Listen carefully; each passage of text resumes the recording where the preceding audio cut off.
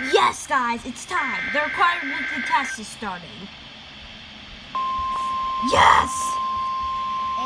They did it during a tropical storm warning for no apparent reason. Why? The preceding signal was a test of the NOAA Weather Radio All-Hazard Station KHB29 public warning system. This test is conducted between 11 a.m. and noon each Wednesday. If there is a risk of severe weather, the test will be postponed to the next good weather day. Reception of this broadcast and the alarm tone will vary at any given location.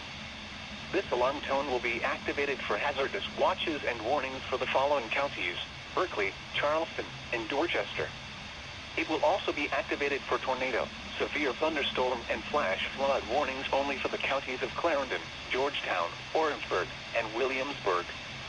This concludes the weekly test of the NOAA Weather Radio All-Hazard Station KHB29 by the National Weather Service Office in Charleston, South Carolina. Yeet. Here is the latest tropical cyclone advisory from the